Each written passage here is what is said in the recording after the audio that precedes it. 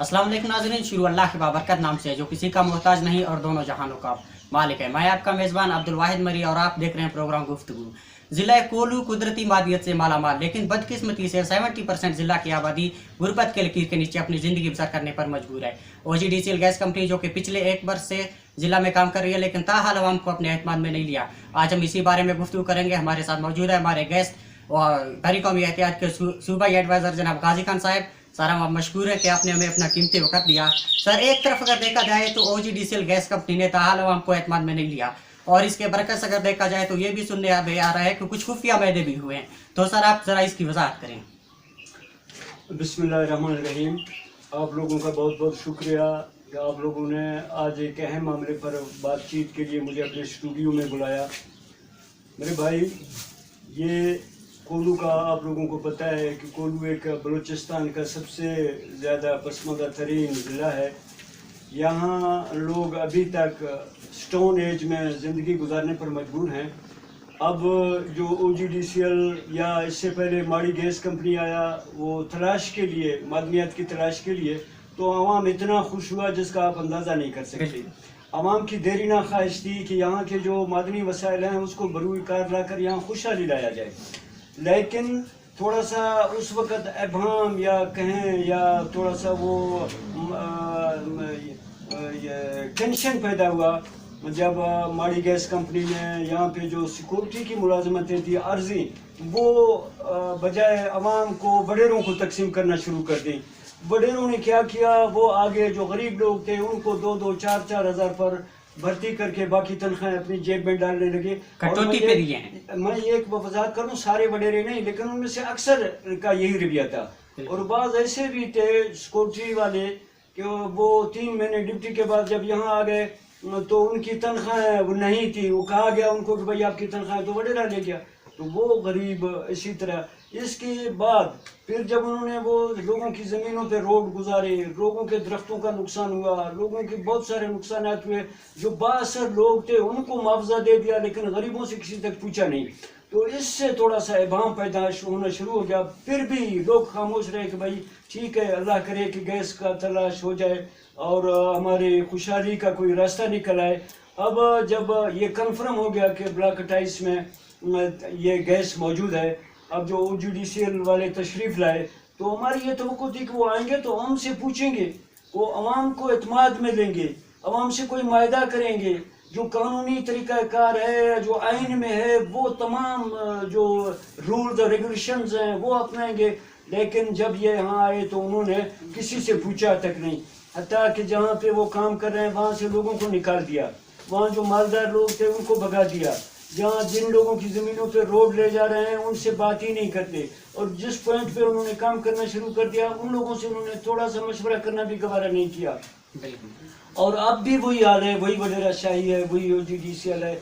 न कोई मुआहदा है, न कोई बातचीत है, न कोई इजाज़त लेना है, न गरीब आवाम को एतमाद में लेना है। तो इसलिए अब गरीब आवाम ने मिलकर ये अपने हकूक़ के लिए एक जदोजहद शुरू किया है कि भाई वो जो OGDCL कंपनी है वो आवाम के साथ बैठकर कोई मायदा करे, उनके हकूक़ ज़ाहिर कर ले। लेकिन हमें खुशी है कि यहाँ पे काम हो रहा है, हमारे इलाके की तरक्की होगी, लेकिन इससे पहले आवाम को एतमाद में लिया जाना चाहिए, आवाम के साथ एक एग्रीमेंट होना चाहिए। सर, जो OGDCL गैस कंपनी ज़िले में काम कर रही है, इस बारे में हमारे ज़िले के कानूनी व आईनी हुकूक क्या हैं? मोहतरम, बात यह है कि ये जो 18वीं तरमीम हुई है तो उसमें तकरीबन ये तय हुआ है कि वो जो 50% इनकम है वो सूबे की होगी।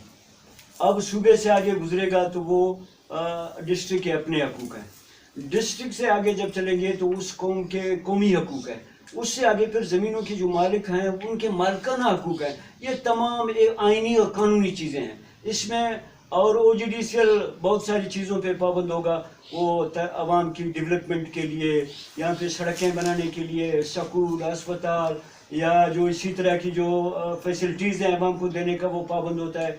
अब तो सुनने में आ रहा है कि वो प्लांट भी जो उसकी रिफाइनरी है वो भी ले जाकर कहीं और लगा रहा है, तो जब यहाँ से गैस वहाँ चला जाएगा तो वापस हमें मिलेगा नहीं। ये कोलू के आवाम को हमारा मुतालबा है कि फ्री गैस मिलना चाहिए।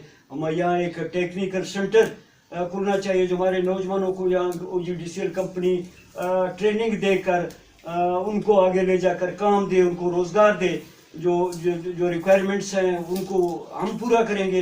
लेकिन जो एक चीज़ हमारे बस से बाहर होगा, हमारे ज़िला की बस से बाहर होगा, तो वो बेशक बाहर से बंदे ले आए, लेकिन जो छोटी छोटी चीज़ें उनमें सबसे पहले हमारे आँख होगा। हमारे बहुत सारे ये मुतालबात हैं, वो इंशाल्लाह हम अपने 6 जून के वो जलसे में तय कर लेंगे, ले आएंगे उनके सामने। सर, अब जो ODGCL जिला में काम कर रही है, क्या ये कानूनी तौर तरीके अपनाते हुए काम कर रही है?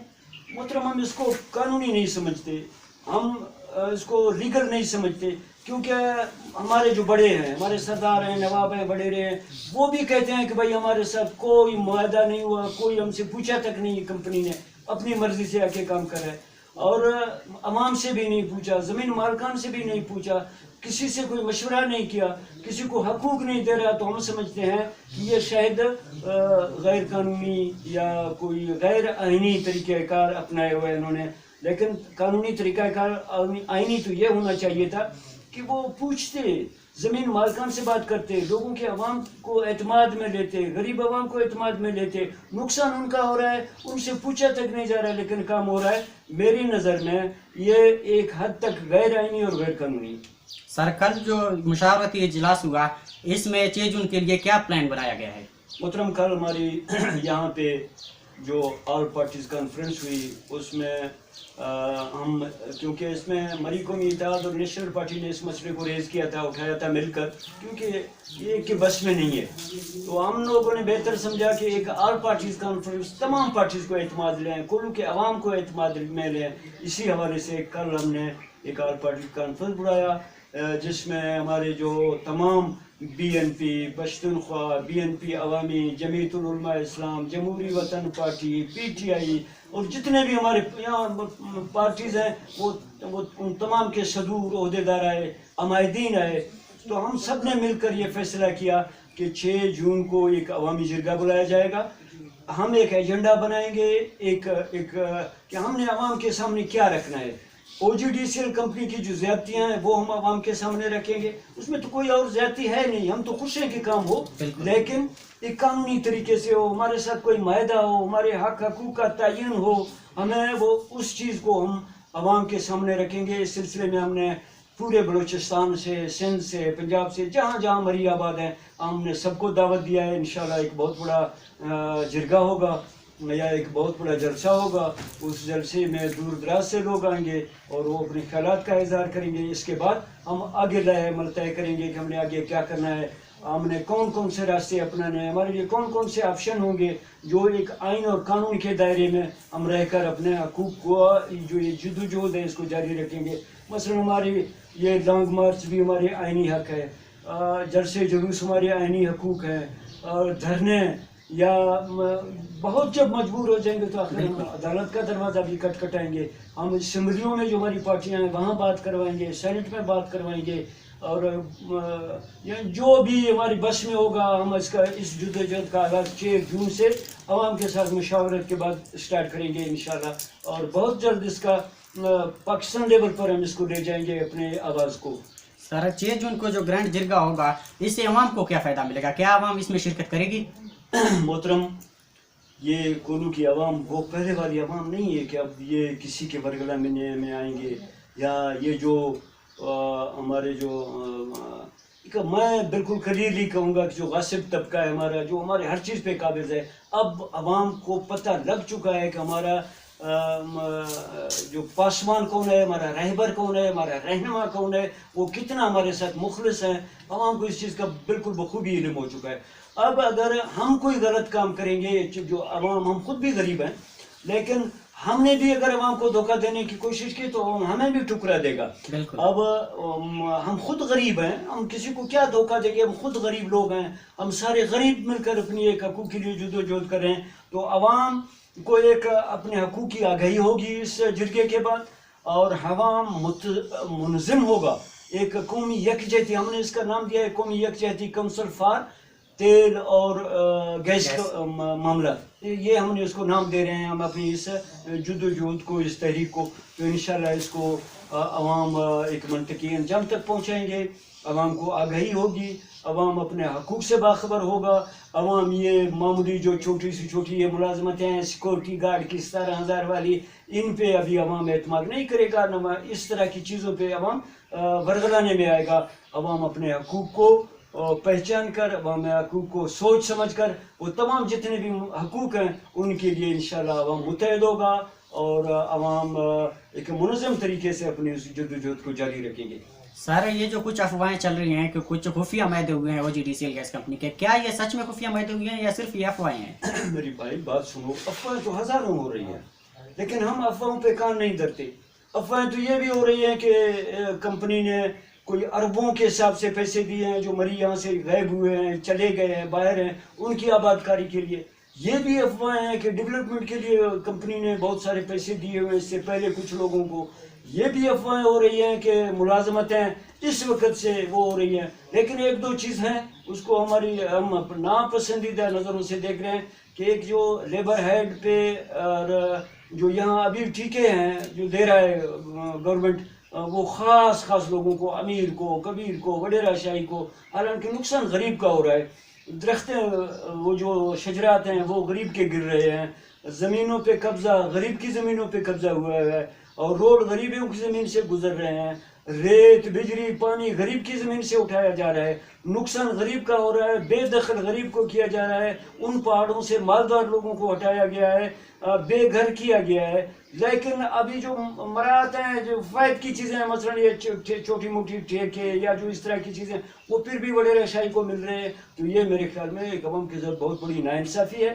اور اس سلسلے میں میری حکومت وقت سے میری اپنی جو مقتدر ادارے ہیں ان سے گزارش ہے کہ خدا را یہ 70 سال سے بلکہ 74 سال سے یہ ایک فارمولہ آزماتے آ رہے ہیں کہ بھائی چند لوگوں کو اپنے اعتماد میں لو اور عوام آپ کے کنٹرول میں آئے گا.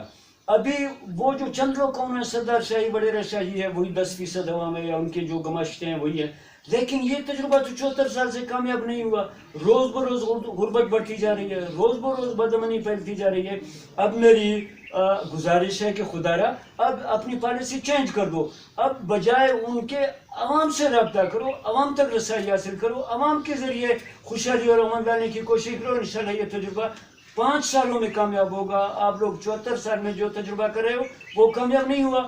اب 5 سال غریب کو بھی آگے لے آؤ, وہ آپ کا تجربہ کامیاب نہ ہو تو اس وقت انشاءاللہ بالکل میں پوری یقین سے کہتا ہوں کہ یہ 5 سال کے اندر اگر عوام آگے آئے, حکومت عوام کو ہاتھ میں لے, ادارے عوام سے رابطے میں رہیں, تو یہ بدامنی بھی ختم ہو جائے گی اور خوشحالی بھی آئے گی انشاءاللہ.